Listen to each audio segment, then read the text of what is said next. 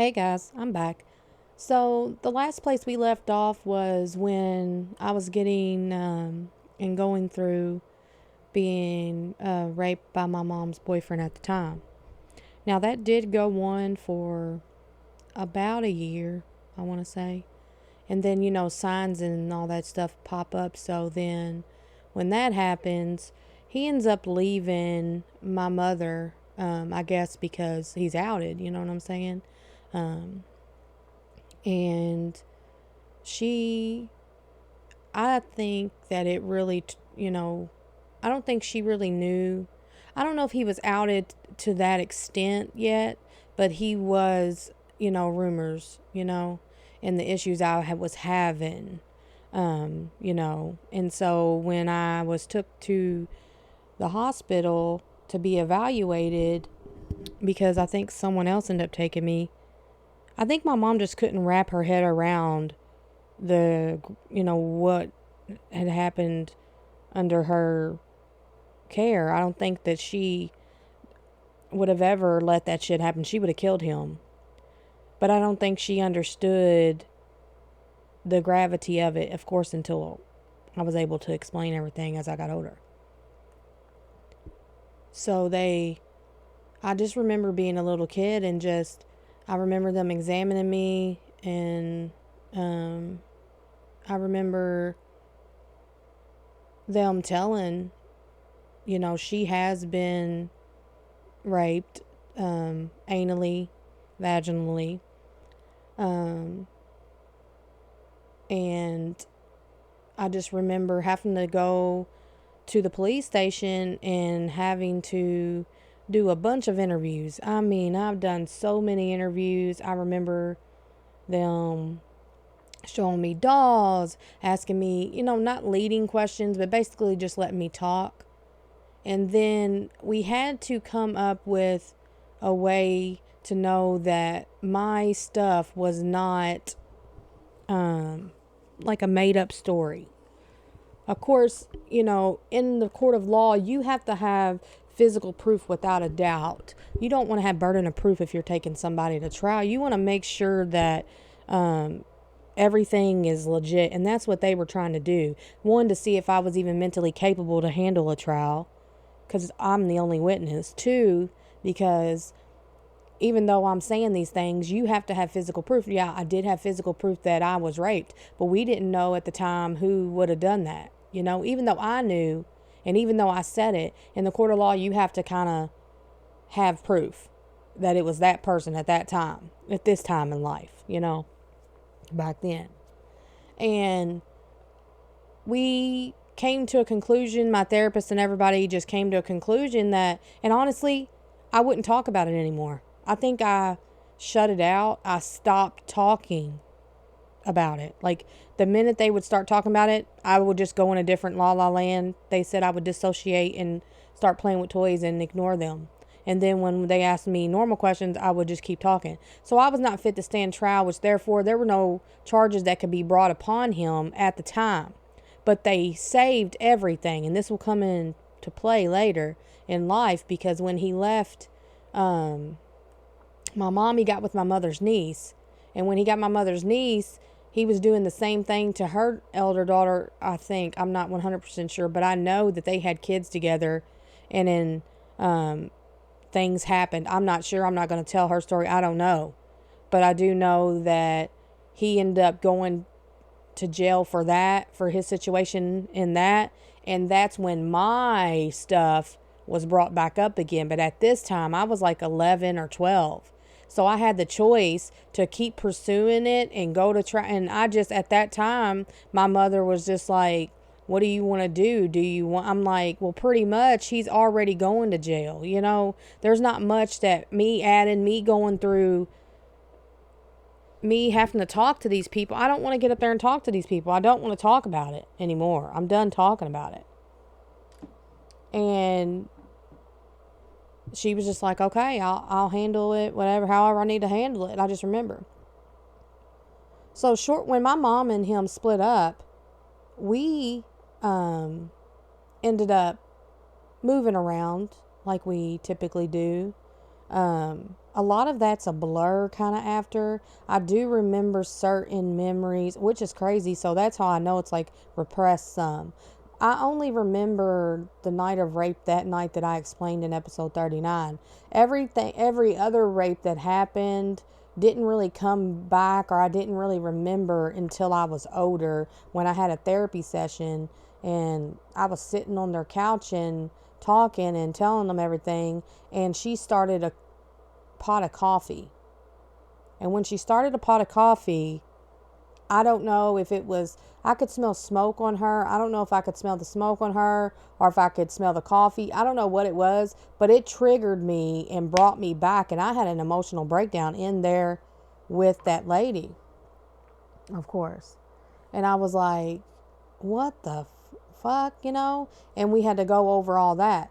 Well, he ended up going to prison, and I think later on in life he got out, and I'll get to that later. But so there, we had a lot of issues. I had a lot of issues medically, meaning that when I was raped, it was a lot, and I wouldn't say it did any damage. I definitely did not have my hymen anymore. I definitely did have tears in the anal cavity, of course.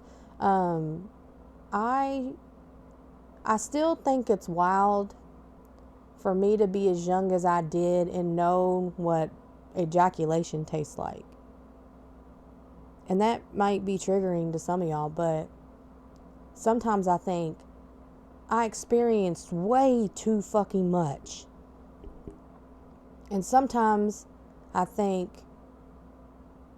I would never want anybody to ever go through what I went through. This is why I am so big on sexual abuse and talking about it. And this is why I'm so big, and I judge mothers who have multiple men around their fucking children all the time. You don't know these men, ladies. You need to vet them.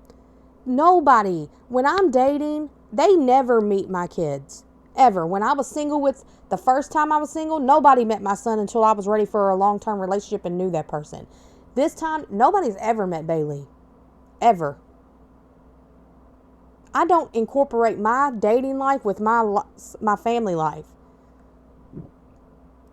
And it's been 3 years. No man, no, will ever be around her until I go through the proper ways to figure out and make sure that he ain't a predator.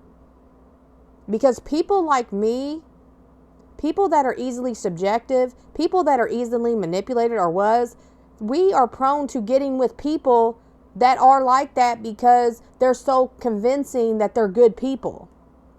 And this is why I love myself so much, that my instincts are never fucking wrong. Ever. My gut never fucking lies to me. Anytime I go against my gut, I regret it. I get feelings and energies about people. I've been like this my whole life. Now, I know that it's some psychological thing where, you know, it's like a fight or flight response because I was abused and all these other things. Like, I'm just over here feeling people's feelings. But I've been like that. I'm Googling now what it is. But it's just, to me, like, I'm just a very strong empath, you know? Like, I'm super strong. I gave up Googling because I was like, fuck it, I can't do a million things at once. I'm so ADD. But, like,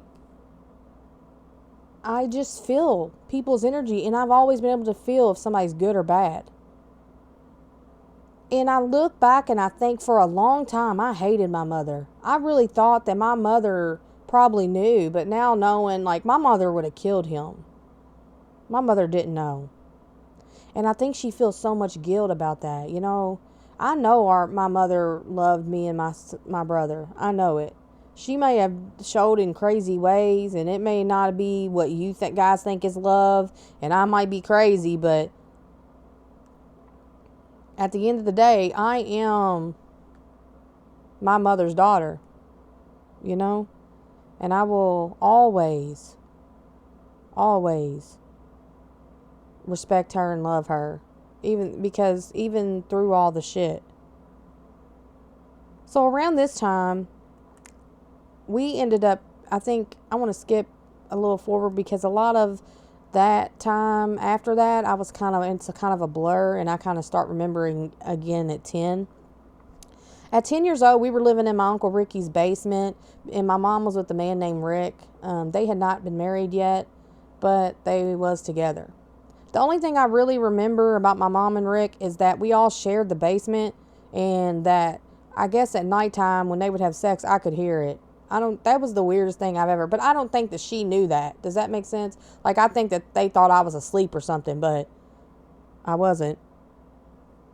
So, like, I remember, that's the only memory I have in that place is I would hear them doing things. And of course, to me, it wasn't unnormal. So it didn't, like, there was no feelings or nothing weird. I just remember that. And then we ended up moving. My grandma had moved to these duplexes over off Southside Drive here in Louisville, Kentucky. And she said that my mom and us can come live with her. And I'll never forget it. She lived at 6540 Miles Avenue.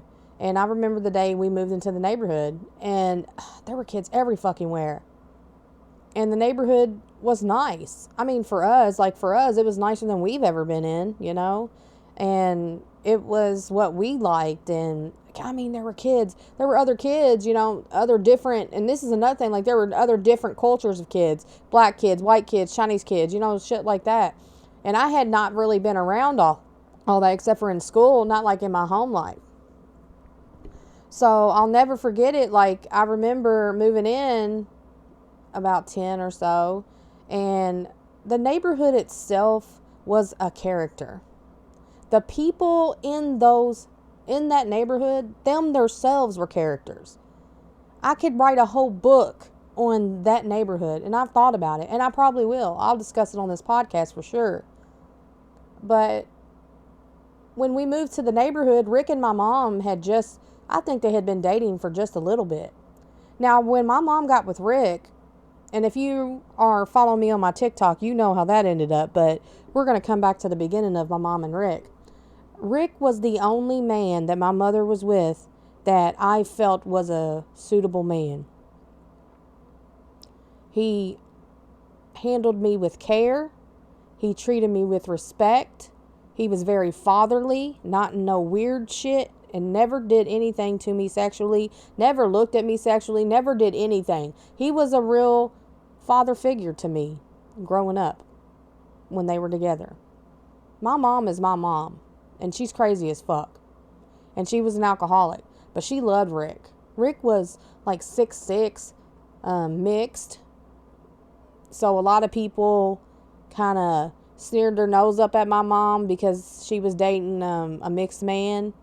We didn't give a fuck because my mom would beat him up. Like, what the fuck are you looking at, you know? And Rick was just a very nice man, a very good looking man at that time. Women loved him. And I think that caused a lot of issues with my mom's jealousy and her BPD and what she went through. And she just couldn't handle it, I don't think. And Rick loved my mom. And Rick had a son named Brandon, and me and Brandon and my brother Steven, we had a blast. Even though we were living with my grandmother, it was a fun time. Like, I just remember having a really good time. I remember watching TV. I remember going outside and playing. I remember doing kid things. I went to Rutherford Elementary. Like, everything seemed kind of peaceful, you know what I'm saying?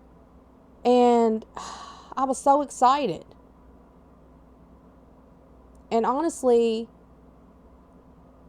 I think that at this time, I think I'm in 4th grade.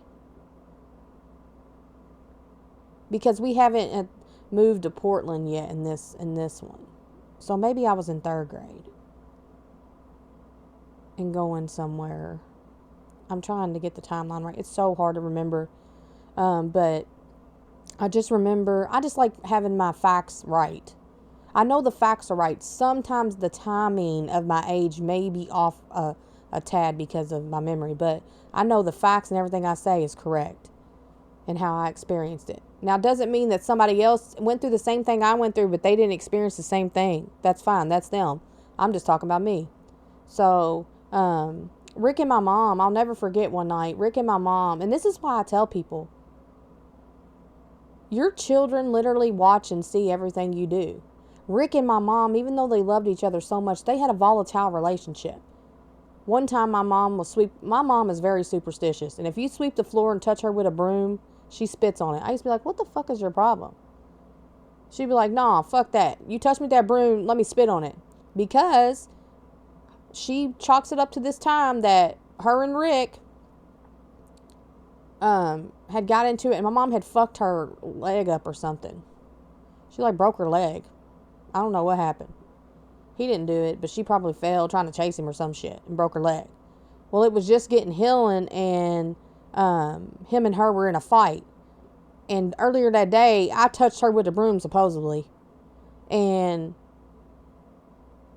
him and her got in a big old fight afterwards. I guess, I don't know what happened. Like, him and her got in a fight. And she threw something at him, and he threw a phone. And when he threw it, it hit her knee and re-broke it. And so she had to deal with that.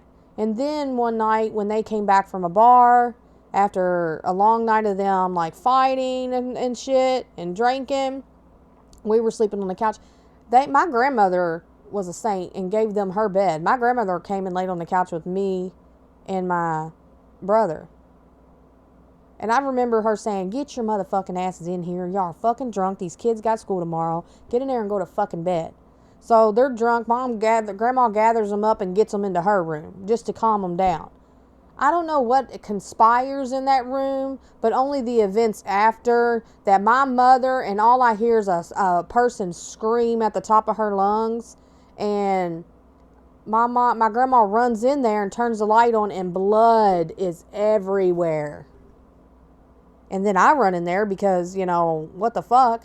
And all I see is blood everywhere. My mom's face covered in blood. Rick covered in blood. I guess they were in the middle of an argument, and it was super dark, and Rick was using he said, I didn't do it on purpose. Like, I was talking, and Mom said that was true. It was dark. She was talking, and she don't know if he hit her on purpose, which he had never hit her physically, but she thinks that he was moving his hands, and when he did, he kind of threw his hand back, and my mom just came with at the same time his hand was moving, my mom's face was moving, and it hit her, and it exploded her fucking nose. We had to call the ambulance. She couldn't stop bleeding. She ends up in the hospital 3 days having to have surgery and fix the deviated septum. It fucked her nose up. And it don't take a lot of force to do that, But my grandma, you couldn't tell her any different. She thought that he hit her. And he kept saying, I would never do that. I didn't do that. She was hitting me. What are you talking about? I had just was protecting myself, and she walked into my hand. No. And I asked Mom, and Mom's like, well, I still don't know, but it doesn't matter. But, that's kind of what I remember. And I remember him taking us to the hospital and seeing Mom, and I remember Mom healing, but Mom's got anxious attachment so bad, she wanted to get out of the hospital because she wanted to see what the fuck Rick was doing. And that's what I grew up around. That's what I seen. So much anxiousness. So much you needing to be near your man. Oh my God, be near him, be here near him, be near him. And it's are you fucking serious right now?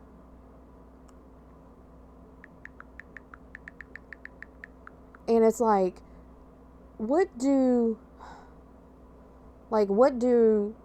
you do in those situations?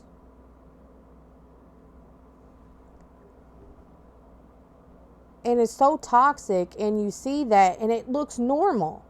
So I regulated love with abuse. That's what I did as a child. That instilled in me, because I seen my mother putting up with it and dealing with it. Oh, that's a normal relationship, because that's the only relationship I've been around. Well, multiple ones with her. And shortly after that situation, my grandma was like, y'all got to get out of here. Not us, just them.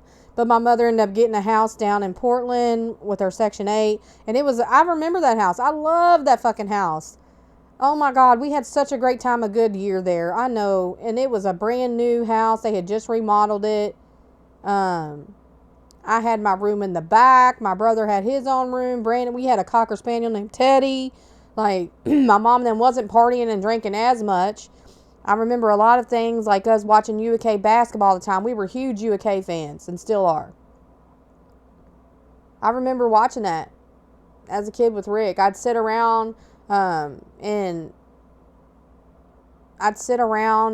do things. The reason why I will always love and respect Rick is because I think he's seen and knew what had happened to me. Because anytime I did anything overly sexual, because when you are messed with as a child, the way that I was, you tend to be hypersexual, regardless of your age. I was still learning my body and everything, and probably in 3rd grade at this point. And this is after Mom come in and beat the guidance counselor up. And this was all around the same time. Mom beat the guidance counselor up. Rick broke her nose. We moved down to Portland because of the whole fucking school situation and my grandma's situation. We get down to Portland and live a good, decent life. Anytime I did anything hype that can be considered as too sexual for a child, as in, like, I would sit on Rick's lap, he would never let me sit on his lap. He would place me, like, on his knee, because when I sit on a lap, I'm just sitting on a lap. But the reason why I felt safe around him is because most men, when I was younger, it wouldn't quite be molestation. My mom's boyfriends, the ones she's had or had around us, are the ones. So my dad would, like, leave us with people sometimes. My dad, when he had us, let me fast forward back real quick. My father, when he had us, he never really had us. He would just leave us with people. Or if it was just me, him, and Steven, he'd be drunk, passed out. It'd be me taking care of Steven. And he would just find people. Like, he found people from the Angel Tree one time. And he found them, met them when they were giving us gifts. That one time he met them and left us with them for a month. They were very much Bible thumping, very religious, nasty motherfuckers. The wife and the husband had lost their son. They lived off Terry Road. That's all I remember. I can't remember the house. And the dad and the mom were so strict with us. It was like they were trying to instill structure, but the dad was a pervert. He never physically penetrated me. He would watch me take a bath and set me and Steven in there and, like, make us take a bath together. And we're, like, older, like 6, maybe like 7. This is after, when was this? This was before the house on 7th Street and the rape. This is pre-rape, before it. Right, actually before it. The year before the rape, this is when all this conspired. We were still living with my dad. Mom was still probably in prison and not out yet. But he would, like, pass us around to people. So he found that couple, and this old man, I'll never forget it. He had one leg longer than the other and had to wear, like, a boot, a special shoe to walk even. And I'll never forget their house. When you walk in, it's that one where the living room, then you walk in the back and it's all closed off. They have a kitchen, then you walk to the left and it's like three bedrooms and a bathroom. And I remembered being so boring there. It was so strict. We had to be in bed by 7 when it was still daylight outside. I remember it being daylight. They would wake us up at 4 a.m. for no fucking reason and make us eat fucking oatmeal. And they was always talking bad about my dad. But my dad fucking abandoned us and left us with them. And they just did not want us, but they didn't know what to do with us. They didn't have no contact. And finally, after a month, I think they contacted CPS, and that's when we got removed and went to, Home of the Innocents until somebody can come get us. But they beat the shit out of us. They beat us. Like, they were fucking mean. Like, and they always, like, pressed God and scared me at night. I thought God was like a monster. I thought God was coming to take me from my brother for the longest time, because that's what they did, and that's how they said it. And I was like, Oh my God. Like, I really was scared of God. Like, I really was scared of God. Like, they, he'd make us sit in the bathtub. He always made me feel so fucking weird. He'd make me sit in the bathroom and, like, he'd watch me so much, and it was so weird. And when he set me on his lap, he would wiggle me to, like, at this time, I didn't know what he was doing, but he was sitting me on his lap to get his dick hard. That's what he was doing. When he would, like, move me around on his dick, he wasn't raping me, but he was fondling and grinding me.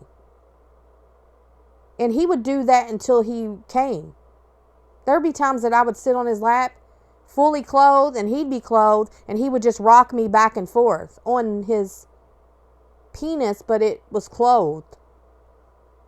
And then the only reason why I know that he did that until he came is because he would always change his pants afterwards, and they would be like, you know, you could see that. Sometimes I had to change my clothes afterwards. But it was never physical, like him, nothing that. It was just that. And then after a while, he just, oh God, it gives me the fucking creeps. I hate that guy. I don't know who the fuck they are, but so CPS ends up getting us, and then we end up getting back with my grandmother, and that's how all this led to my mom getting us back and meeting Rick. So let's fast forward back to we moved down to Portland, had the dog. Mom, you know, y'all, if you follow my TikTok, you know how this ends up ending. Eventually, it gets volatile. Then my mom and them start drinking again. The happiness starts kind of wearing off. The keeping up with life and bills starts paying its toll. Rick gets caught fucking my mom's friend Virginia. Mom beats the shit out of Virginia and then stabs Rick. And I remember waking up in the middle of the night and walking in there, and Rick is screaming at the table, and a knife is through his thing, and Mom had walked outside and busted out his window with a brick and came back in and sat there. And I said, do I need to call the ambulance? He's like, don't do anything. Don't call the cops. Because my mom had warrants. She was going to go to jail, and he knew it. So he was like, don't call the cops, don't do nothing. And she's like, I don't give a fuck, bleed to death, motherfucker. That's what she said to him. I'll never forget it. And then she just went down and fell asleep, and he took the knife out of his arm, and it was stuck into the table. And I don't know what happened after that, but, like, Virginia didn't come back for a while. So the next morning when we woke up, it was like everything was fine. You know, like, I thought I dreamed it. When I got in from school, I come back, everything was good. And then they were like, Rick was like, me, Steven, and Brandon are going to walk down the street. Don't answer the door if anybody comes. They said that a lot. One, we were hiding from Rent-A-Center at the time, and they were coming to get our furniture. My mom was not having it.